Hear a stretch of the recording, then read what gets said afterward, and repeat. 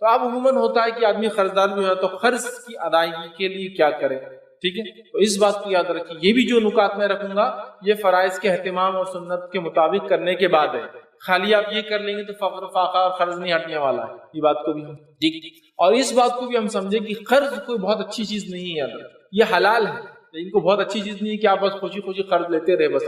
کچھ لوگ عادت بنا لیتے اس لیے کہ نبی اکرم صلی اللہ علیہ وسلم نے جو قرض دار تھا اور اگر انتقال کر گیا تو اس کی نماز جنازہ نہیں جب تک کہ اس کے قرض یا تو ادا نہ کیا گیا ہو یا تو کسی نے۔ اسی طرح آپ نے فرمایا اگر وہ شہید بھی ہو جائے پھر زندہ ہو، شہید بھی ہو جائے پھر زندہ ہو، شہید بھی ہو جائے پھر زندہ ہو، تو بھی اللہ تعالیٰ اس کی مغفرت نہیں کرے گا جس پر قرض ہو، اس کا حساب معلق لڑکا ہوا ہی ہوتا ہے۔ 3 ٹائمز بھی ہیں، شہادت ویسی ایک بار ہی بہت بڑا درجہ ہے، لیکن پھر زندہ ہو جائے پھر مر جائے پھر زندہ ہو جائے پھر بھی مر جائے اور قرض دار ہو تو حساب نہیں شروع ہوتا اس بات کو ذہن میں رکھیں۔ قرض کو اچھی چیز یہ اس لیے کہہ رہا ہوں بہت سارے لوگ خوشی خوشی لیتے ہیں، سمجھ رہے ہیں؟ یہ کوئی بہت اچھی چیز نہیں، اس لیے کہ مر جائے تو پھر وصیت ہونا چاہیے، سسٹم ہونا چاہیے کہ ادا کرنے والے لوگ پیچھے، ٹھیک؟ لیکن حلال لیا جا سکتا ہے چونکہ دنیا میں کچھ لوگ مالدار ہے کچھ لوگ غریب ہے، غربت کچھ کی ہے کہ بغیر قرض کے معاملہ چلتا نہیں ہے، تو لہٰذا بالکل لے سکتے ہیں، میں یہ نہیں کہہ رہا ہوں، لیکن کوئی پسندیدہ چیز نہیں ہے۔ ایسا لوگ ہوتے ہیں نا سب کچھ ہونے کے بعد بھی لے لو نا قرض ادا کر دیں گے، ایکسٹرا کاموں کے لیے لے رہے، اپنے جسو کہیں گے لگژری کے لیے لے رہے، ضرورت کے لیے لگژری، ایک اچھی زندگی کے لیے لے رہے، جبکہ بنیادی زندگی کے لیے لینا چاہیے، اس لیے کہ مر جاؤں تو بڑا مسئلہ ہے نا اس کے اندر،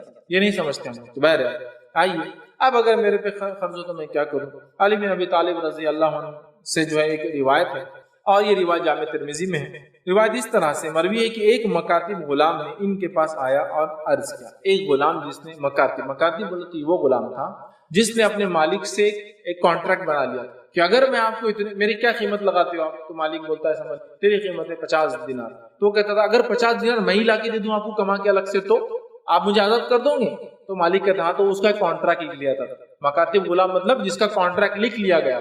اب یہ غلام کیا کرتے تھے، اپنے مالک کے کام کے بعد ان سے پرمیشن سے ایکسٹرا ٹائم لیتے تھے اور خوب محنت مشقت کرتے تھے جا کے مارکیٹ اور اتنا پیسہ جمع کرنے کی کوشش کرتے جس سے اپنے آپ کو آزاد کر۔ تو مکاتب غلام تھے مطلب جس نے کانٹریکٹ کر لیا تھا اپنے آقا سے کہ میں کب چھوٹوں گا اگر اتنا دوں، اور وہ محنت کر رہے آئے اور کہا کہ میں اپنی مکاتب کی رقم ادا کرنے سے عاجز آ گیا۔ مالک نے رقم تو طے کر دیا، ادا ہی نہیں کر پا، اپنی آزادی نہیں لے پا، تو میں عاجز آ چکا ہوں، تھک چکا ہوں، ٹھیک ہے، عاجز آ گیا ہوں، لہٰذا میری مدد کی جائے، آپ میری مدد۔ علی سے وہ کہنے لگا رضی اللہ علی رضی اللہ عنہ نے فرمایا کیا میں آپ کو وہ کلمات نہ سکھاؤں جو مجھے رسول اکرم صلی اللہ علیہ وسلم نے سکھائے تھے؟ آپ پر ایک بڑے پہاڑ کے برابر بھی قرض اگر ہوگا تو اللہ تعالیٰ اسے دور کر دے، ایک بڑے پہاڑ کے برابر بھی قرض ہوگا تو اللہ تعالیٰ تجھ سے یہ قرض دور کر دیں، کیا یہ دعا نہ بتا دوں؟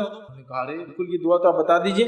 پھر جو ہے علی رضی اللہ عنہ نے دعا پڑھ کے بتایا اور کہا اللہم اکفینی بحلالک عن حرامک واغننی بفضلک عمن سواک، یہ دعا سکھائے جس کا ترجمہ ہے اے اللہ اپنے حلال رزق سے میری تمام ضرورتیں پوری کر دیجیے اور مجھے حرام سے بچا لیجیے اور اپنے فضل سے مجھے اپنی ذات کے سوا ہر ایک سے بے نیاز کر دی۔ بس اللہ میں تیرا محتاج رہوں اور دنیا میں کسی کا نہ رہو، مجھے بے نیاز دیجیے۔ تو اگر ایک پہاڑ کے وزن کے برابر بھی قرض ہوگا نا آپ پر تو اتار دیں گا۔ وہ غلام خوشی چلے مطلب آئے تھے مدد مانگنے، لیکن آپ سمجھ کوشش وہ کر رہے تھے، ہاں پھر میں کہہ رہا ہوں کوشش وہ کر رہے تھے اور دعا ساتھ میں آئی۔ میں اس لیے کہہ رہا ہوں کہ بس دعا میں لگ جائیں گے اور کوششیں چھوڑ دیں گے ہم لوگ۔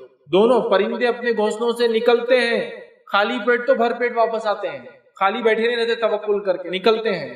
یہاں بھی وہی ہے، کیا ہے کہ وہ کوشش کر رہے تھے لیکن نہیں ہوگا، کہا دعا بھی تو کرو، خالی کوشش ہی نہیں، دعا بھی شامل ہونا چاہیے۔ تو یہ دعا اگر پہاڑ برابر بھی ہوگا تو ہو جائے گی۔ اسی طرح جو ہے روایت ہے ایک دن نبی اکرم صلی اللہ علیہ وسلم مسجد نبوی میں جو بیٹھے ہوئے تھے، وہاں پر جو ابو امامہ ایک انصاری صحابی آئے اور فرمایا اور کہا، آپ صلی اللہ علیہ وسلم کو جب دیکھا تو کہا ابو امامہ کیا بات ہے، مطلب وہ آئے اور بیٹھے ہوئے، کیا بات ہے میں تم کو نماز کے وقتوں کے علاوہ بھی جو ہے مسجد میں بیٹھا ہوا دیکھ رہا ہوں، مطلب تو نماز کے علاوہ بھی بہت دیر بیٹھے ہو، کیا بات ہے؟ تو ابو امامہ رضی اللہ عنہ نے فرمایا اور کہا اے اللہ کے رسول صلی اللہ علیہ وسلم مجھے غموں نے گھیر رکھا ہے اور جو ہے قرضوں کے بوجھ تلے دبا جا رہا ہے، بہت غم اور قرضوں کے بوجھ تلے دبا جا رہا ہے، بہت پریشان، ایک تو غم دوسرے قرض کا بوجھ، دونوں مجھے پریشان کر رہا ہے، اس لیے میں مسجد میں ایکسٹرا بیٹھا ہوا رہ رہا ہوں۔ ٹھیک، نبی اکرم صلی اللہ علیہ وسلم نے فرمایا اور کہا کیا میں آپ کو ایک کلام نہ سکھاؤں کہ جب آپ اسے پڑھیں تو اللہ عز و جل آپ کی غم دور کر دے گا اور آپ کا قرض اتار دے گا؟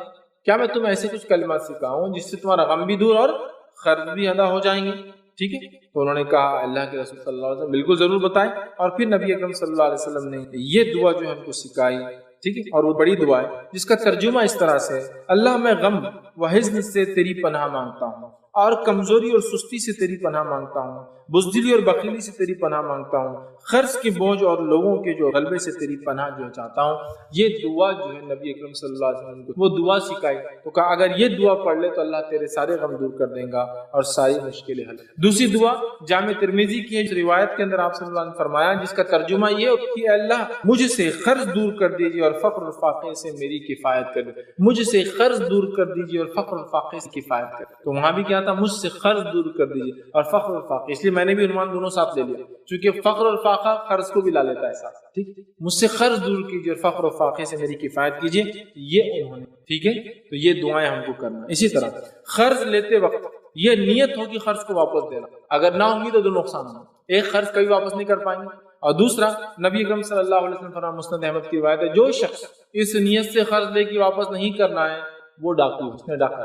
جو شخص قرض اس نیت سے لے کے واپس نہیں کرنا وہ ڈاکو ہے. تو ایک یہ نقصان ہوا کہ آپ ڈاکوؤں میں شامل ہو گئے. دوسرا نقصان کیا ہوتا ہے؟ کبھی آپ قرض واپس نہیں دے پائیں گے. معلوم، اس لیے کہ آپ نے حدیث سے فرمایا کہ اللہ نے اس شخص کا ذمہ لے لیا ہے، اس شخص کا ذمہ، اور 3 لوگوں کے تعلق سے کہا، اس کا ذمہ لے لیا ہے مالی مدد کا.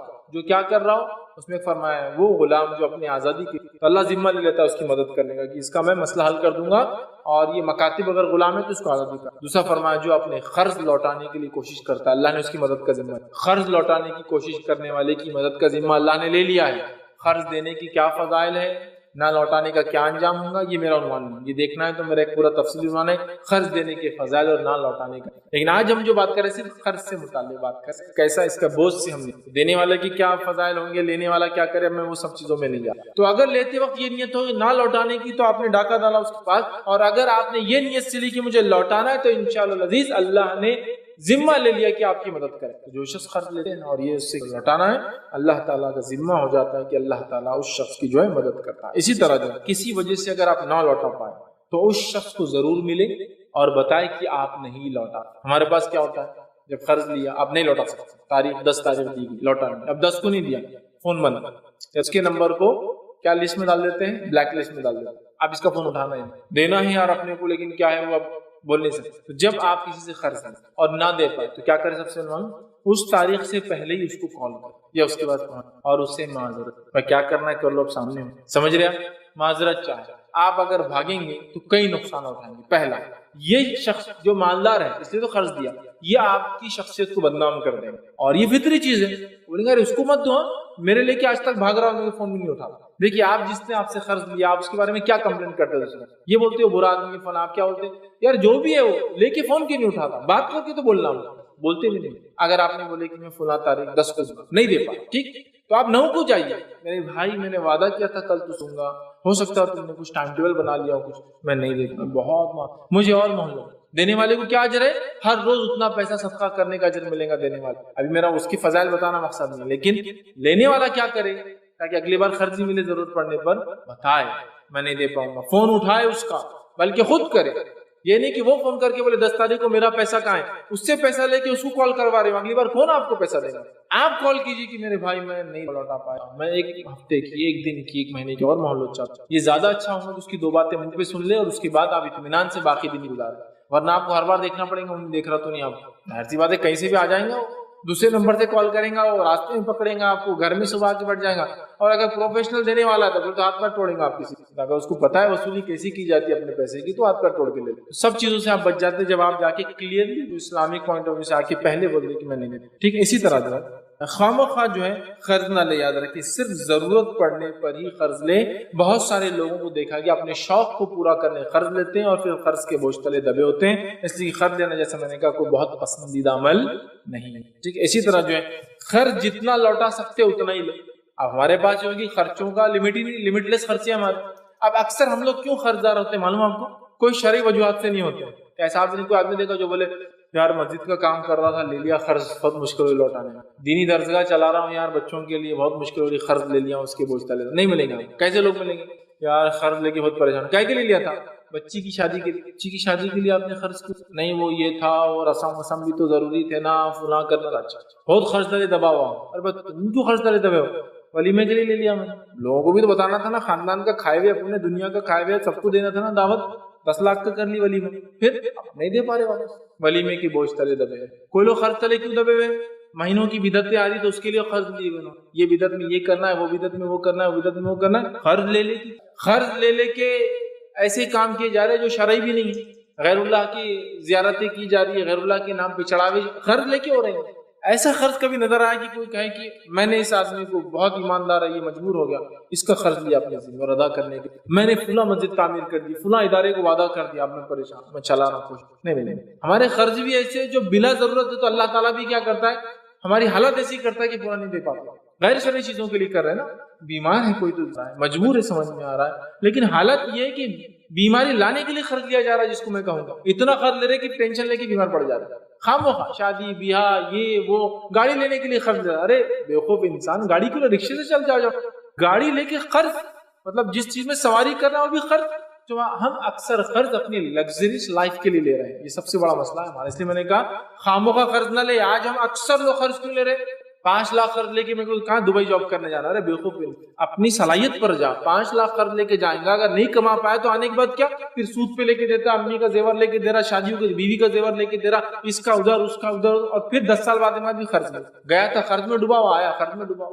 کئی لوگوں کو میں نے دیکھا جو وہاں جا کے روتے ہیں کہ ہم چلے گئے اور 10 لاکھ روپے خرچ لیا تھا وہاں سے, یو کے چلے گئے تعلیم کے لیے, 50 لاکھ کا خرچ لے کے ڈاکٹر بننا ہے. کیا کرنے کا ہے, ہندوستان میں رہ کر چپراسی بنو زیادہ اچھا ہے. خرچ میں کہہ رہا ہوں نا, بہت اچھی چیز نہیں کہ خوشی خوشی آپ اٹھے اور 50 لاکھ کے خرچ لے کے چلے, 10 لاکھ یوں اٹھا رہے. دیکھا جائے یہ ضرورت والے خرچ نہیں, یہ ہم نے لگژری اپنے لائف سٹائل مینٹین کرنے. کیوں, آپ کیا انڈیا میں ڈگری حاصل کرے تو آپ اللہ تعالیٰ آپ کے رزق میں کم دیں گا کہ جتنا تھا, اور اگر یو کے سیکھے تو اللہ رزق بڑھا دیں گا. ارے جنہوں نے کچھ نہیں پڑھا وہ اتنا کماتے ہیں کہ جو دنیا بھر کماتے دیکھ کر ان کو شرماتے ہیں کہ کچھ نہیں پڑھنے والا بھی کماتا ہے. اس سے میں جو لوگ پڑھائی کر رہے ہیں, محنت کر رہے ہیں, ان کو نیچے نہیں دکھا رہا ہوں. میں کہنا ہی چاہ رہا ہوں, رزق انسان تقدیر سے لاتا ہے. میرے کوشش کرو نا تم, اچھی تعلیم رزق کا ذریعہ بن سکتی ہے, لیکن تعلیم سے انسان کمائے ضروری نہیں ہے. دیکھیے ایک آدمی ہے پتہ نہیں کیا کیا ڈگری حاصل کیا, لیکن بزنس کرتا ہے, تو ڈگریوں سے کوئی فائدہ نہیں اٹھایا.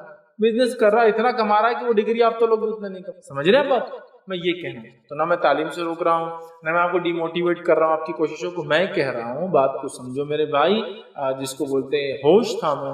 یہ ہمارے خرچ جو ہم لیتے ہیں نا, اکثر یہ وہ قرض ہے جو قرض کی ہم کو ضرورت ہی نہیں شریعت کے پاس, اس کو پسندیدہ نہیں ہے. ایجوکیشن لو خرچ, چلو باہر جاب لو خرچ لو, ویزا لگاؤ, ایجنٹس کو یہ دو وہ دو. ارے میری بھائی اپنی کیلیبر اپنی صلاحیت پہ جانا, ہندوستان میں کمانا, کیوں قرض لے کے جا کے پریشان ہوتے ہو. پھر ایسا قرض لو اگر لیتے ہو جو لوٹا سکو. فار ایگزامپل میں جو میرے پاس اتنے ایسٹس ہے, سونا ہے, چاندی ہے, گھر بار ہے, کہ میں اگر 10-5 لاکھ لے لیتا ہوں دھار, جو اگر نہ بھی دے پاؤں تو بس وصیت کر دوں گھر والوں کو, بھیج دو, دے دو میرے مقام, کوئی مسئلہ نہیں نا. پھر تو اس میں کوئی ایشو ہی نہیں ہے. میں جب لگژری کے لیے جا رہا ہوں نا, تو پھر اس کے لیے تیاری ہے. میں چیز کے لیے جا رہا ہوں جو ضرورت سے زیادہ ہے, اس کے لیے خرچ لے رہا ہوں, پہلے تو لینا نہیں چاہیے. لوں تو پھر ایسا سسٹم بناؤ کہ جتنا لیا اتنا دینے کی طاقت ہو. ٹھیک ہے یہ دے دو, میرا گھر لے لو, بیچ ڈالو, دے دو. سونا ہے میرا, بیچ ڈالو. ایسٹ سے میرے, شیئر سے میرے, بانڈ سے میرے, یہ بیچ ڈالو, دے دو. کیا مسئلہ. تو یہ تو بھی ٹھیک ہے کہ سمجھ پروپورشن میں, چونکہ میں یہ بھی سمجھتا ہوں آج کے بزنس میں بغیر قرض کے بزنس ہوتا بھی نہیں. اور بزنس کی نوعیت کے اعتبار سے 2, 4, 5, 10 لاکھ کے قرض تو عام ہوتے ہیں, ڈیلی ٹرانزیکشن میں بھی لوگوں پر ہوتے ہیں, لیکن یہ وہ قرض نہیں جو شرعی قرض مانا جائے گا. یہ ایک نوعیت ہے. جیسا کہ میں بھی بزنس کرتا ہوں تو میرے روز کے ٹرانزیکشن ہے, تو لاکھوں ادھار دیتا ہوں تو لاکھوں کا قرض مجھ پہ چڑھتا ہے, لیکن وہ منتھ اینڈ میں 3 months میں, کوارٹرلی, 6 months میں, یہ ایئرلی وہ مینٹین ہو جاتے ہیں. مطلب ایسا نہیں ہوتا کہ وہ آدمی سال بھر میں ڈوب گیا, نہیں ویسا نہیں ہوتا. وہ بزنس کی نوعیت ہے, سال بھر کے آخر میں اس نے میرا خرچ بھی دے گا جو لیا, میں ان کا خرچ بھی دے دوں گا. خرچ سمجھتے ہیں نا آپ کس کو, جو آپ لیتے جس کے بوجھ تلے آپ دب جاتے. ڈیلی ٹرانزیکشن میں آنے والے اخراجات, یہ خرچ, یہ وہ چیز جس کے بوجھ تلے آپ دب جاتے ہیں, جس کا بوجھ محسوس کر سکتے ہیں آپ. کئی لوگوں میں نے دیکھا قرض کے بوجھ سے ان کے بال سفید, بوجھ جلد ان کی ڈھیلی پڑ جاتی ہے, سوچنے اور سمجھنے کی صلاحیت کم پڑ جاتی ہے. سمجھ رہے ہیں, میں وہ بولنا چاہتا ہوں. کوئی پسندیدہ چیز نہیں ہے, اور اکثر آج ہم قرض لگژری جینے کے لیے, اچھی زندگی میں قرض جتنا لوٹا سکتے ہیں اتنا لینا چاہیے. جتنی چادر ہے اتنے پیر پھیلائے, عام زبان میں رکھیے, اور قرض کو معمولی سمجھ کے شوق کی وجہ سے ضرورتوں کے لیے بہت اشد ضرورتوں میں لے. میں جانتا ہوں ایک زمانہ تھا, یہ آج کا سود خور زمانہ نہیں ہے, انٹرسٹ بیس سسٹم نہیں, لیکن ایک زمانہ تھا سے 25-50 سال پہلے کا. آپ اگر کسی کو قرض کا بول دیں نا, اس کے آنکھ پہ کانٹے کھڑے, تو مرنا پسند ہے, قرض نہیں لو. اور آج کی حالت ہے, جینا ہے تو قرض ہی لیتے رہو. بس آج ہمارا سسٹم ہے, جینا ہے تو قرض لو, اس کے بغیر جینا تھوڑی ہوتا ہے. یہ انٹرسٹ بیس اکنامی کا نتیجہ, مقروض زندگیاں گزارے. آپ کو معلوم یوروپ اور امریکہ میں یہ نسل جو گزر رہی ہے اتنی مخروض ہو چکی کہ ان کی آنے والی نسل بھی اگر چکانا چاہے تو نہیں چکا سکتی. آنے والی نسل اکنومیکلی غلام پیدا ہونا. اب حالت یہ چکی امریکہ اور یورپ میں کہ ان کا ڈیپ، ان کا ادھار ان کے نسلوں پہ ٹرانسفر ہو رہا ہے. گارنٹر ہوتا تھا نا پہلے، میں اپنے گارنٹر ہوں، اب گارنٹر نہیں ہے، تمہاری اگلی نسل کو دینا ہے. یہ لیول پر وہ خرچ پہ آ چکے، یہ لیول پر خرچ پر آ چکے. ری فائنینسنگ نہیں، ری فائنینسنگ سسٹم چل رہا ہے. اس سے $1,00,000 لیا، اس سے ری فائنینس کرا، اس کا 1% تھا، اس کا آدھا ٹکا. یہ بولتا میں ری فائنینس کرتا ہوں، تمہارا میں پے کر دوں گا. وہ بینک لیتی بولتی 0.25 میں لوں گا. وہ بولتا میں ری فائنینسنگ کروں گا 0.1%، بولتا میں ری فائنینسنگ. وہ اتنا دور چلے گیا کہ اس کو بھی نہیں معلوم کہاں چل رہا اور کیا سسٹم ہے. سمجھ بات؟ تو ان کی نسلیں مخروض ہو رہی. تو اگر ہم بھی وہ سسٹم پہ جانا چاہتے تو وہ سسٹم تو تیار ہے ہمارے. تو ایک زمانہ تھا، اور آج ہی میں نے دیکھا لوگ، کچھ لوگ آتے ہیں اور اپنی مجبوریاں بتاتے ہیں کیوں مجبور ہیں. اور ہم لوگ خرچ بھی دیتے ہیں بہت سارے سسٹم سے. IRC کا بیت المال ہے، اس کے علاوہ بھی سوسائٹیاں. اتنا بوجھ ہوتا ہے ان پر جب آ کر ہم کو بولتے ہیں نا خرچ کا، کہ ایسا لگتا ہے ان کو سنبھالنے کو پتہ نہیں کتنا ٹائم لگے گا. ہم بھائی رو مت، سمجھ جاؤ، ارے بھائی عام بات ہے. اور کتنا خرچ ہونا والا 10,000 اور 5,000. لیکن وہ بولتے ہیں ہمارے خاندان میں کبھی کسی خرچ لینا بولے تو موت جیسے. ایسے بھی لوگ. اور ایک وہ بھی ہے، کچھ لینا ہے، کپڑے لینا ہے، چلو بڑے بھائی سے لے لینا خرچ.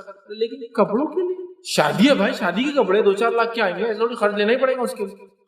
ہر چیز کے لیے مطلب خرچ کو معمولی سمجھ رہے ہیں. بتانا چاہ رہا ہوں یہ بہت اچھی چیز، یہ بہت بڑا بوجھ ہو.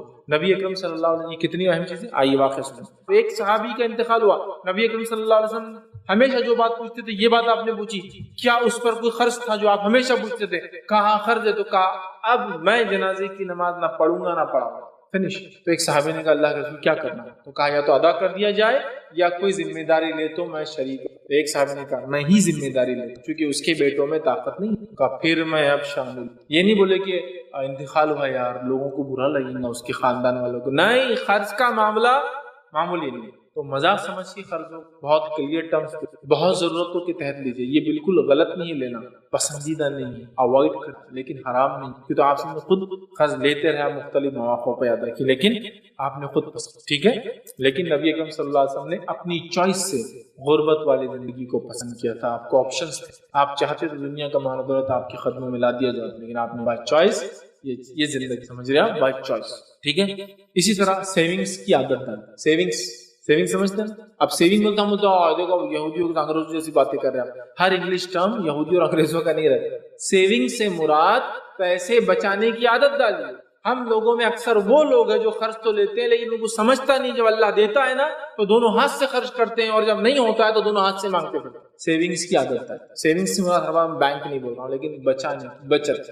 پہلے میں نے عورتوں کو دیکھا تھا، بوڑھی عورتیں رہتی تھی، دن میں کچھ بھی بچے نہ پیسے تو پلوں میں باندھ کے ایسا رکھ دیتے. اتنے پیسے آج کے سیونگ سے، مطلب شوہر نے 1 روپیہ دے کے گیا اور بولے آج کا خرچہ 1 روپے میں ہو جانا. اب دن بھر کا خرچہ 95 پیسے میں ہو گیا تو 5 پیسے بچ گئے. تو 5 پیسوں کے انہوں نے 5 پیسے کو لیا اور باندھ کے رکھا. آنوں کا زمانہ تھا، 12 آنے ہوتے تھے، تو وہ 4 آنے کے 4 آنے مل کے 12 آنوں کا 1 روپیہ بنتا تھا، بعد میں 100 پیسے کا. ٹھیک ہے. تو بچایا اپنا 4 آنے یا 5 پیسہ جو سب سے چھوٹا سکہ تھا رکھا. آج کے سیونگز 5. ٹھیک ہے. ایسے روز کی کیسے جمع کرتے تھے؟ اگر آپ میں سے کچھ لوگ یاد ہوں گا تو گھر میں دیوار بنتی تھی، دیوار کے اندر دیوار میں غلہ بنا ہوا ہوتا، اس میں ڈراپ کرتے رہتے تھے. اب وہ غلہ توڑنا ہوتا دیوار توڑنا پڑتا، مطلب بہت سیریس میٹر پہ ٹوٹتا تھا وہ غلہ. پھر توڑنے کا پھر بناتے تھے، پھر اس میں ڈراپ ان ہوتا تھا. یا پھر مٹی کے غلے ہوتے تھے جو آپ کبھی کبھار کہیں دکھ جاتے ہیں. بچے لاتے بھی تو ایک ہی دن بھر لیتے ہیں ہمارے، ماشاء اللہ اللہ تعالیٰ نے ایسے بنا دیا. ہمارے بچے اگر غلہ لاتے بھی تو ایک ہی دن بھر جاتا. ابا ڈالو، دوسری بار مطلب وہ ٹول ٹیکس کے اور ڈالو، اور اس میں اور ڈالو، امی ڈالو، اور سکے تو ہونا ہی نہیں، نوٹیں ڈالو پوری اس کے اندر، دادا نانا پورے محلے سے ایک ہی دن بھر دیتے. لیکن وہ زمانہ تھا میں نے غلے لوگ لا کے رکھتے تھے. اچھا غلے بھی ملتے تھے تو وہ غلوں کے بارے میں پوچھا جاتا تھا کتنے روپے غلہ ہے، تو وہ بولتا تھا 25 روپے آئیں گے، مطلب اتنے پیسے جمع ہوں گے 25 روپے تک ہو سکتے ہیں. مطلب غلے میں جو سکے ہیں نا اتنا ہیوی، چھوٹا بڑا بڑا بڑا اتنے بڑے میں رہتے ہیں، اس میں 200 روپے تک آئیں گے کیونکہ سکے بہت چھوٹے اور ہیوی ہوتے تھے. مطلب 5 پیسہ 10 پیسہ 20 پیسہ 25 پیسہ 50 پیسہ روپیہ تک ہوتا تھا نا. پھر 2 روپے کا سکہ آیا، پھر 5 کا آیا. وہ تو ابھی زمانہ مطلب 2 روپے بہت بڑا سکہ ہوتا تھا یار. پھر نوٹیں آئی 1 روپے کی اور 2 روپے، تو سکے جمع سیونگز ہر روز کی پلوں میں رکھ دیا، دیواروں میں رکھا، غلوں میں ڈالا. پھر یہ ضرورت پڑنے پر سیونگز آتی ہے. اور یہ بڑی اہم چیز، کفایت شاعری کرنا کنجوسی نہیں ہے. کنجوسی اور کفایت شاعری میں ایک بہت تھوڑا سا فرق ہے، اس فرق کو سمجھنا پڑتا ہے زمین زمانہ حالات کے اعتبار سے. سمجھے ویسا ڈیفائنڈ نہیں کہ یہ کنجوسی کفایت شاعری، وہ ایک بہت باریک لائن ہے. جس کو آپ سمجھ سکتے ہیں. جیسے کہ ایک آدمی کاڑی جلائے اور کاڑی سے چولہا جلا لے, ٹھیک ہے, اور اسی کاڑی سے دوسرا چولہا جلا لے, کفایت شرعی, کیا مسئلہ؟ اور کتنا کنجوس ہے, دونوں ایک دوسرے جلا رہا, نہیں کنجوس نہیں, کفایت شرعی, جلا لیا یہ بھی جلا لیا. ہاں کنجوسی یہ شامل ہو سکتا ہے شہروں کے ماحول کے اندر کہ ایک آدمی کاڑی جلائے, چولہا جلا کے جلی ہوئی کاڑی پھر اٹھا کے رکھے بجھا کے, پھر اگلی بار یہ چولہا جلانے کے بعد اس سے بجھی ہوئی کاڑی ادھر رکھ کے بھی بجھی ہوئی سے بازو آ جائے. یہ کنجوسی ہو سکتا ہے شہروں میں کہ ایک کاڑی سے آپ چولہا جلا کے اس کو رکھ رہے کاڑی کو, پھر اگلی بار اچھی کاڑی سے چولہا جلا لیا, اگلا چولہا جلانا ہے تو یہ پرانی بچی ہوئی کاڑی کو ڈالے, رسک ہے, ہاتھ جل سکتا ہے آپ کا, جب آپ چولہے کے نیچے برتن لگ سکتا ہے, اننیسیسری, یہ کنجوسی میں ہو سکتا ہے. لیکن کسی علاقے میں یہ بھی کفایت شرعی میں آ سکتا ہے. بس ایک موٹا ایگزامپل, چونکہ یہ ڈیفائن نہیں کر سکتے کنجوسی کیا ہے اور کفایت شرعی, بہت تھوڑا سا ڈفرنس ہوتا ہے, وہ آپ زمین زمانہ حالات سے سمجھتے. تو کفایت شرعی, سیونگز, پلے, ڈبے, بینک اکاؤنٹس ہوتے ہیں آج کل آپ لوگوں کے پاس, کچھ بھی سسٹم ہو سکتا ہے. کفایت شرعی سیونگ کیجیے. آج جو اللہ نے فراوانی دی ہے کل ہو سکتا ہے. جیسے آج سمجھ لیجیے میں ایک لیبر ہوں, ٹھیک ہے, آج کام بہت اچھا ہے, لیبر ورک خوب چل رہا ہے, لیکن اب ریتی بند ہو جاتی ہے, کبھی سیمنٹ کا پروڈکشن کبھی کمپنیاں روک دیتی, پھر کیا ہوتا ہے 2-3 مہینے لیبر خالی ہے. تو جب وہ لیبر کام پر ہے, جو کہ سال کے 8 مہینے کام چل رہا ہے, 4 مہینے بند ہے, بارش زیادہ ہوگی تو ریتی نہیں مل رہی, سیمنٹ کمپنی نے بند کر دیا, لوہا بند ہو گیا, مہنگا ہونے سے کنسٹرکشن ورک رک گیا, ہوتا ہے نا ایسا, یہ سب چیزیں انڈیا میں کامنلی ہوتی ہے, ٹھیک. تب کیا کریں گے, وہ دور جس میں محنت مشق کی 8 مہینے, اس میں اتنی سیونگ کریں کہ یہ 4 مہینے, اور یہ ضروری سیونگز کی عادت ڈالے عورتیں اور مرد, انشاءاللہ اس کے بڑے فائدے. رقم بڑی چھوٹی لیکن وہ کچھ زمانے میں چلتی اگر رہی تو بڑی ہوتی. ایک مثال چھوٹی سی سمجھ لیجیے, آپ لوگ ہر سال آپ کی انکم کے اعتبار سے ڈیپینڈ, سمجھ لیجیے ہر مہینے میری انکم کا 1000 میں بچا سکتا ہوں, 1000 اگر آپ کی انکم کا بچا سکتا ہوں, اور اس کو آپ بازو رکھ دو, جو کہ آپ کے لیے کوئی بڑی بات نہیں ہے. لیکن آپ خرچ کر دیں بھی تو آپ کے لیے کوئی بڑی بات نہیں, اگلے مہینے آپ اس سے زیادہ کما لیتے, لیکن وہ 1000 نکالنے کی عادت ڈال. فار ایگزامپل یہ عادت آپ نے 4 سال چلنے دی, تو کتنا پیسہ جمع کر لیا آپ نے, کم بیش 50,000, ایسی 48,000 ایسی جمع ہو کے پڑا ہوا آپ. مطلب یہ یا تو کسی کی مدد میں کام آئیں گے, تو خود آپ کو ضرورت پڑنے پہ کام آئیں گے. اور یہی عادت آپ نے اٹھا کے رکھی تو سسٹمیٹک آپ ڈالتے رہے 1000 روپے. ایک خالی ایک مثال دے رہا ہوں, اور آپ نے آپ کی بچے کی پیدائش سے کام شروع کی اور ڈالتے رہے. دیکھیے یہ توکل کے خلاف نہیں. آپ بولیں گے ابھی تو توکل کی بات ہو رہی ہے, ابھی سیونگز کی بات ہو رہی ہے. توکل کے خلاف نہیں, چیزوں کو سیو کر کے رکھنا منافی نہیں ہے. کہ اگر آپ جنگ میں جا رہے ہیں تو جنگ سے پہلے تیاری کرنا, اور ہارنے کی بھی اور جیتنے کی بھی, یہ منافی نہیں ہے توکل کے. اس لیے کہ نبی اکرم صلی اللہ علیہ وسلم نے خود اپنے زندگی میں کئی جنگوں کے پلانز بنائے, جس میں ریٹریٹ پلان بھی تھے کہ اگر ایسا ہوتا ہے تو ہم ادھر سے نکلیں. یہ منافی نہیں ہے توکل, کہ پہلے سے پلان کریں کہ ایگزٹ کیسا کریں گے, ایگزٹ کر کے پھر آنا ہے واپس, بھاگنا نہیں ہے, لیکن پلان اس طرح سے ایگزٹ, سمجھ رہے ہیں, یہ منافی نہیں ہے. تو کوئی ابھی تو آپ توکل کا پڑھے تھے, ابھی سیونگ کا پڑھے نہیں, یہ میں کفایت شرعی کی بات کر رہا ہوں. اس کے فوائد بھائی جمع کرتے رہے, کچھ سالوں میں 10 سال میں چلی بچے کو نہیں کام آئیں گے, اللہ آپ کے حالات اچھے سے اچھے بنائے, لیکن کسی اور کی مدد کر سکتے ہیں اس پیسے سے, اپنے لیے کچھ نیا کام آ سکتا ہے. یہ 10 سال میں کتنے ہو جائیں گے یہ پیسے, آپ سمجھیے. بڑی رقمیں ہوتی ہے, چھوٹی چھوٹی سیونگز بہت بڑی بن جاتی ہے, سیونگز کی عادت ڈالی. اسی طرح جو ہے جب آپ سفر کو جائے, اور اگر آپ مقروض ہو تو وصیت کر کے جائے, میں نے ان سے لیا ہوں بچوں, میں نے ان سے ابا, میں نے ان سے لیا امی, میں نے ان سے لیا بیگم, بتا کے جائے. شادی نہیں ہوئی تو بھائی میں نے ان سے لیا ہوا, میں جا رہا ہوں سفر پہ, کچھ ہوتا ہے تو جب فلاں چیز میری ہے اس کو بیچ کے ان کو دے دینا چاہیے, وصیت کرنا. جب قرض ہو آپ پر اور آپ سفر پہ جائے کرے تو آپ کو وصیت کر کے جانا چاہیے کہ میرا یہ اگر ہو جائے تو میرا یہ کر دینا چاہیے. یا آپ بیمار ہو جائے, لگے کہ بیماری بڑھ رہی ہے, تب بھی وصیت کر دیا آپ کی میں نے یہ لیا ہوں خرچ, بلکہ عادت ڈال دیا آپ خرچ لکھ لیا کیجئے, لین دین میں لے دے تو لکھ لیا کیجئے, تاکہ کچھ بھی ہو جائے تو پیپر باقی ہوتے ہیں. اور وہ اسی طرح جو ہے قرض کو اچھے انداز سے لوٹائے. نبی اکرم صلی اللہ علیہ وسلم نے فرمایا تم میں سب سے بہتر ہوا جو لوٹانے میں سب سے اچھے, تم میں سب سے اچھے ہوئے جو لوٹانے میں سب سے اچھے. سمجھ رہے ہیں بات کو, تو اب اچھے سے لوٹائے, سب سے بہترین انداز سے لوٹائے. ہمارے پاس کچھ لوگ قرض لیتے اور لوٹاتے وقت بولتے ہیں احسان تھوڑی کرے تھے, ہاتھوں مانگے تھے اور تم نے دیے تھے, لو. بولتا ہے کیسا عجیب آدمی. سب سے اچھے انداز سے لوٹائے. نبی اکرم صلی اللہ علیہ وسلم ایک مرتبہ ایک صحابی سے ایک اونٹ لیا, ٹھیک ہے, اور اس کے بدلے میں جب ریٹرن کیا تو اس سے بہتر اونٹ دیا. تو انہوں نے کہا میرا تو اتنا اچھا نہیں تھا, تو کہا تم میں سب سے اچھے وہ ہے جو لوٹانے میں سب سے اچھے ہو, اور میں لوٹانے میں تم میں سب سے اچھا. لیکن اس کو کوئی ہرگز سود لینے کا نیا طریقہ نہ بنائے کہ اللہ کے رسول نے ہلکا اونٹ لیا تھا, ریٹرن بھاری کیا, تو اب تم میرے سے 1 لاکھ لو اور 1.5 لاکھ واپس دینا اچھا اس سے.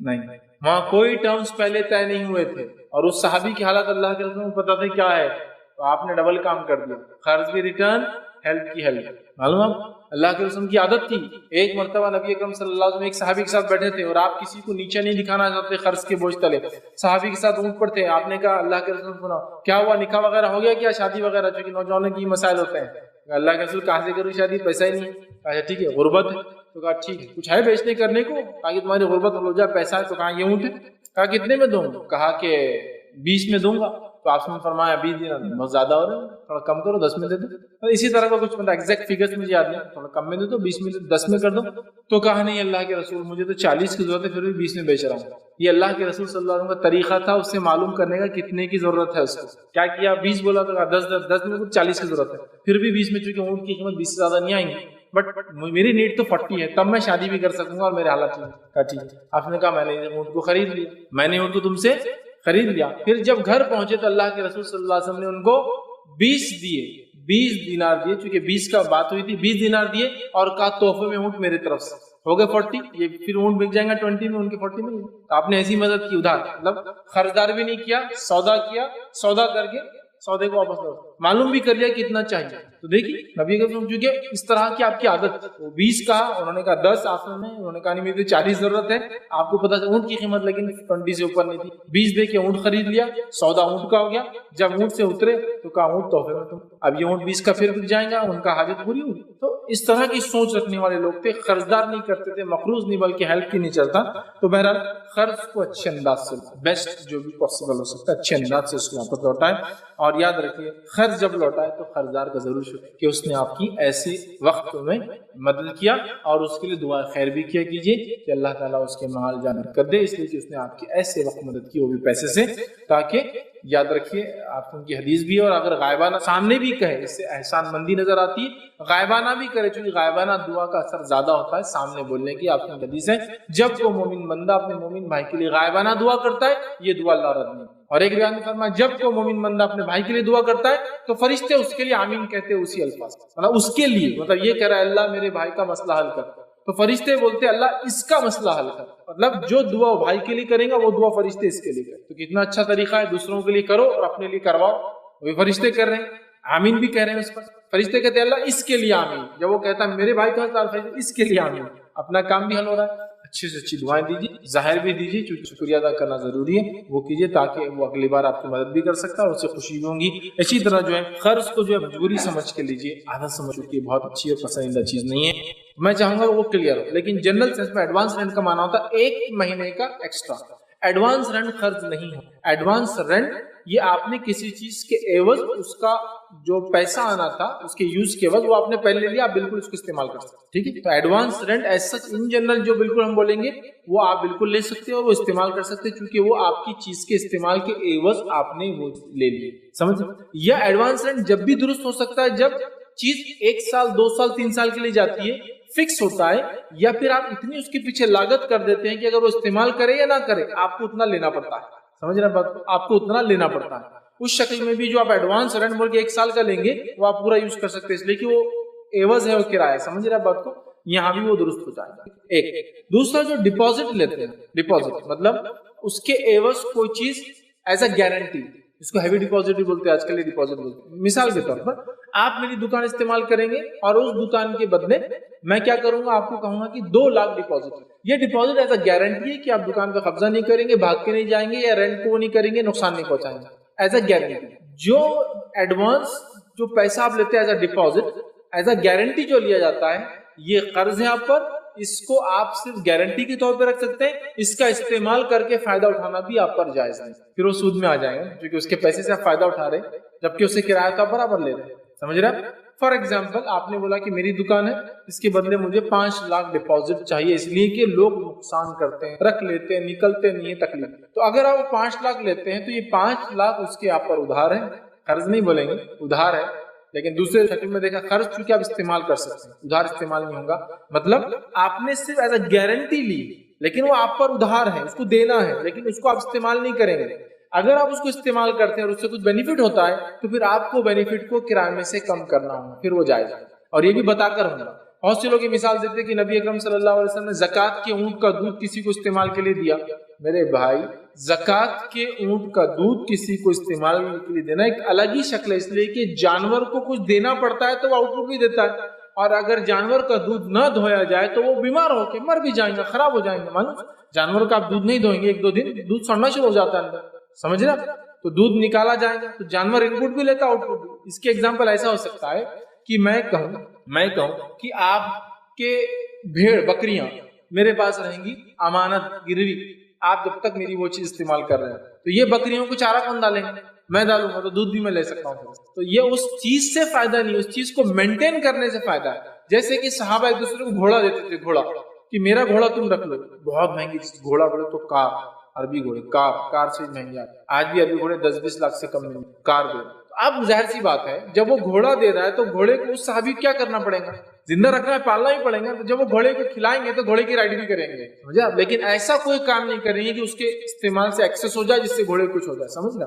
تو یہ جانور ایک الگ شکل. اس کی ایک مثال یہ بھی لے سکتے کہ آپ پیسہ لے رہے ہیں، اس پیسے کو مینٹین کرنے کچھ اخراجات آ رہے ہیں آپ، سمجھ رہے ہیں؟ فار ایگزامپل آپ کسی 5 لاکھ روپے اگر ڈپازٹ لے رہے ہیں اور اگر آفیشیل بزنس کرنے والا آدمی تو آپ کو چیک سے دیں گے. جب چیک سے دیں گے تو آپ کو اکاؤنٹ مینٹین کرنا پڑیں گے، یا تو ادھار بتائیں گے یا تو اس نے پھر ایڈوانس پیمنٹ یا جو بھی بتائیں گے اس کے اگینسٹ آپ کو ٹیکسز دینا پڑیں گے، یا پھر اس 5 لاکھ کا آپ کو زکات دینا پڑیں گے. 5 لاکھ جو آپ نے لیے ظاہر سی بات ہے طے کرنا پڑے گا نا. وہ بولیں گے آپ کے پاس ہے پیسہ تو آپ زکات دو، کیونکہ آپ کے پاس پڑا ہے نا، میرے پاس استعمال میں بھی نہیں آ رہا وہ پیسہ، تو آپ نے رکھ لیا ڈپازٹ کے طور پر. یا پھر وہ ادا کریں گا تو بولیں گا کہ آپ مت کرو میں کرتا ہوں. تو کچھ اخراجات آ رہے ہیں تو دیکھا جائے گا، اتنے اخراجات لیے جا سکتے ہیں. لیکن ہمارے پاس کیا ہو رہا ہے، 10 لاکھ روپے لے لیتے ہیں، 10 لاکھ پہ میں دوسری دکان خریدتا ہوں، اس کو یہ ایریا میں دکان دیتا ہوں، ٹھیک ہے؟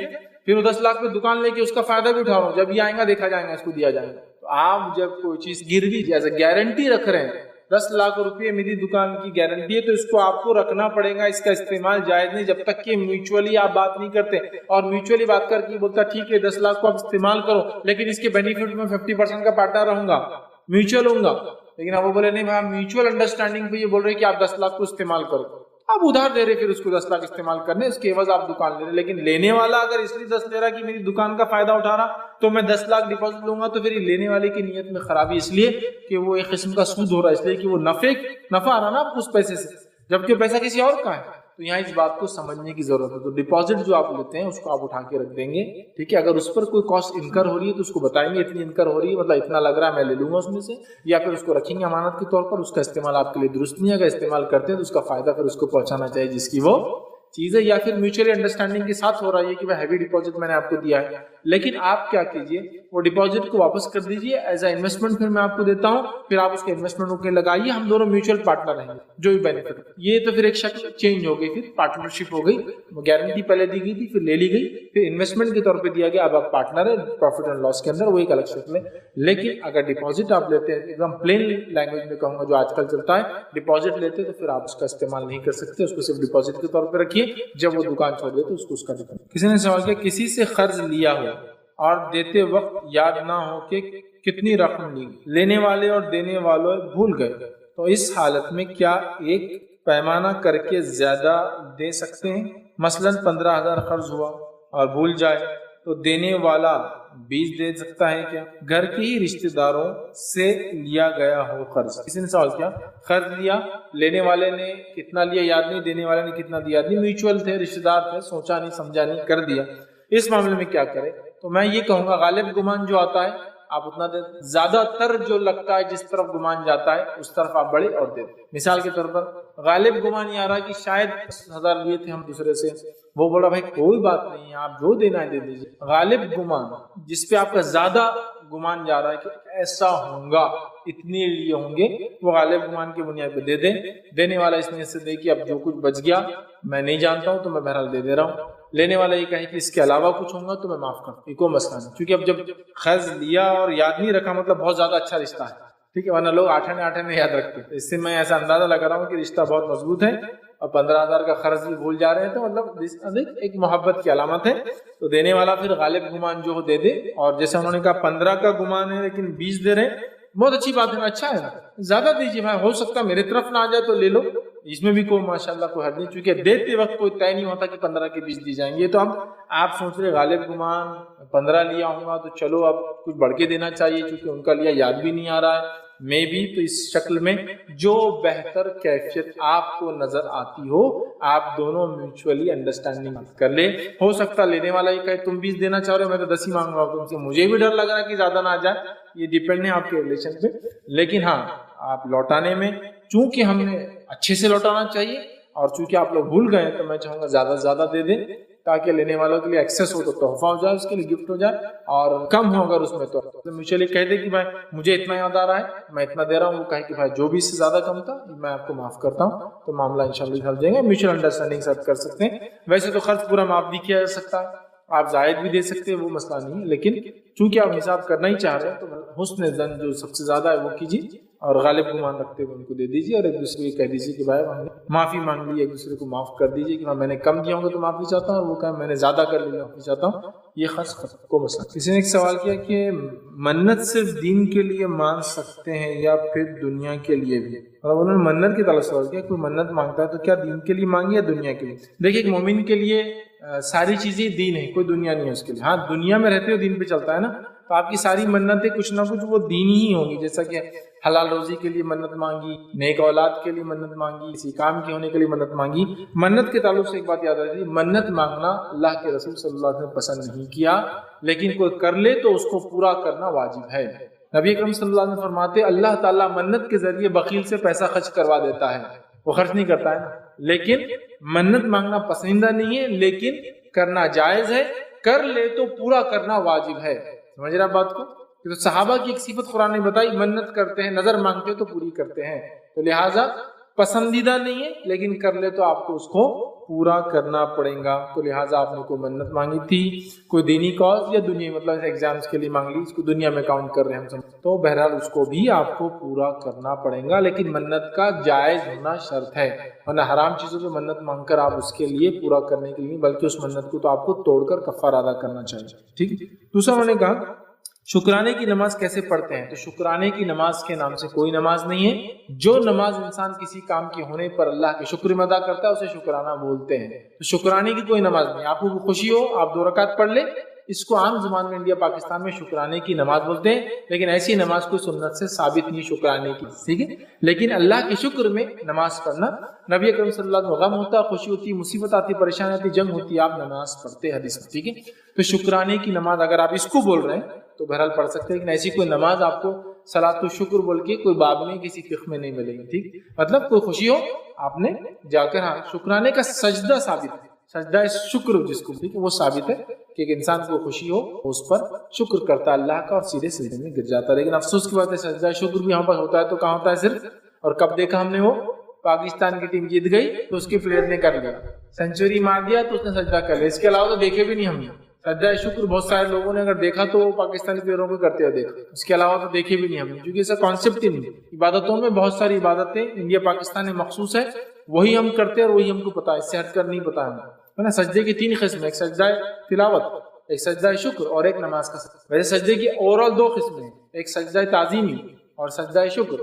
سجدہ تعظیمی اس امت کے لیے جائز نہیں, پچھلی امتوں میں تھا, تو لہٰذا وہ آپشن ہمارے لیے ختم ہو. سجدہ اب جو عبادت کا سجدہ ہے ہمارے لیے, اس میں 3 چیزیں ہیں, ایک سجدہ نماز کا, ایک سجدہ تلاوت جو قرآن پڑھنے کے بعد ہم کرتے ہیں اس میں سجدے آتے ہیں, اور ایک سجدہ شکر. تو سجدہ شکر ثابت ہے, شکرانے کی نماز نہیں ہے, لیکن کوئی اللہ فضل دے دے اپنا, اس پر آپ 2 رکعت پڑھ لیں شکرانے کے طور پر اللہ کے اس فضل کی نعمت کے اس پہ, تو بہرحال آپ کر سکتے ہیں. اگر اس کو آپ شکرانے کی بول رہے تو انشاءاللہ یہ کیا جا سکتا ہے. آگے کسی نے سوال کیا اشراق اور اوابین کی نماز ایک ہے یا پھر الگ الگ. تو دیکھیے اشراق, چاشت اور اوابین یہ 3 نماز ایک ہی نماز ہے جس کو 3 ناموں سے پکارا جاتا ہے. اس کا عربی نام ہے صلاۃ الضحیٰ. صلاۃ الضحیٰ یہ ظہر سے پہلے, زوال سے پہلے پڑھی جاتی ہے. فجر کے بعد طلوع آفتاب سے لے کر زوال کے پہلے تک پڑھے جانے والی نماز کو بولتے صلاۃ الضحیٰ. جیسے عشاء کے بعد سے لے کر فجر تک پڑھی جانے والی نماز کو بولتے قیام اللیل. اب اس کے کئی نام ہیں. اگر عشاء کے فوراً بعد پڑھی جائے تراویح, عشاء کے بعد رات میں کبھی پڑھی جائے تو قیام اللیل, اور عشاء کے بعد آخر وقت میں مطلب فجر سے پہلے پڑھی جائے تو تہجد. نماز ایک ہی, رات کی نماز قیام اللیل. تو لہٰذا صلاۃ الضحیٰ, صلاۃ الضحیٰ یہ وہ نماز جو بعد سورج نکلنے کے بعد, فجر کے بعد جب سورج نکل جاتا ہے اس کے بعد سے لے کر زوال سے پہلے ہوتی ہے. اگر یہ اول وقت میں پڑھی جائے, سورج نکلتی ہے, اس کو بولتے ہیں اشراق. اس کے بعد کسی وقت میں پڑھی جائے تو چاشت, اور جب سورج زوال سے پہلے ایک دم تپش پہ آتا ہے جب کہتے اوابین. بہت سارے لوگ اوابین کی نماز مغرب کے بعد پڑھتے ہیں، یہ سنت سے ثابت نہیں ہے، اس لیے کہ اواب کہتے پلٹنے والے کو، اواب کہتے پلٹنے والے کو. تو اوابین کی نماز اسی لیے کہا جاتا ہے کہ رات میں ریگستان میں سردی ہوتی ہے تو اونٹ کے بچے صبح جب ہوتی ہے اور دھوپ نکلتی ہے تو ریت پہ جا کر کھڑے ہو جاتے ہیں گرمانے کے لیے. تو جب ریت اتنی گرم ہو جاتی کہ ان کے کھوڑ گرم ہو کے وہ پلٹ کے بھاگتے ہیں، اس کو کہتے ہیں اواب. اب مغرب کے بعد کہاں بھاگے گا اونٹ کا بچہ واپس؟ وہ تو ٹھنڈا ٹائم ہوگا. اواب کا معنی ہوتا ہے اونٹ کا وہ بچہ جو ریگستان میں جا کے ریت پر بیٹھتا ہے، جب کھوڑ گرم ہوتے ہیں، گرمی کی تپش بڑھتی ہے تو اس کو جب انف ہو جاتا ہے تو وہ لوٹتا ہے اپنے جھاڑ کی طرف یا ماں کی طرف یا جہاں وہ بندھا ہوتا ہے وہاں، اس کو کہتے ہیں، اس اونٹ کو پلٹنے والے کو اواب کہتے ہیں، اوابین. اسی سے لفظ اواب آتا ہے، مطلب اپنے گناہوں سے پلٹنے والا، رجوع کرنا. ٹھیک ہے. تو اوابین کی نماز، چاشت کی نماز اشراق، 3 نمازیں نام الگ الگ ہے، ایک ہی نماز ہے. عربی میں دیکھیں، اگر فقہ کے باب میں دیکھیں تو صلاۃ الضحیٰ دیکھ لیجیے. صلاۃ الضحیٰ سورج نکلتے ہی پڑھ سکتے، اس کے بعد بیچ میں کبھی اور اس سے تک. ایک اور سوال تھا، انگیجمنٹ جو رسم کے طور پر مناتے ہیں تو یہ بدعت ہے کیا؟ یقیناً یہ انگیجمنٹ جو شادیوں سے پہلے ہوتے ہیں یہ بدعت ہے، اور یہ ایسی بدعتوں میں اس کا شمار ہے جو بدعتوں نے ہمارے نکاحوں کو مشکل اور مہنگا کر دیا. اس لیے کہ ایک بچی ہے جس کے سارے رسومات ہو کے شادی ہوتی، جو شادی پر 10 سے 12 ہوتے، اور ایک کے والد بیچارے خرچ نہیں کر سکتے، اس کے نتیجے میں ہوتا ہے کہ اس کی شادی نہیں ہوتی. تو لہٰذا یہ بہت بری بات ہے، یہ رسومات تمام کے تمام بدعت ہے، اور اس کو ہم نے اس حوالے سے منایا کہ آج ہمارے نکاح ہونا مشکل ہوتے. بہرحال انشاءاللہ اپنی بات کو ہم یہ ختم کریں گے. وآخر دعوانا الحمدللہ رب العالمین.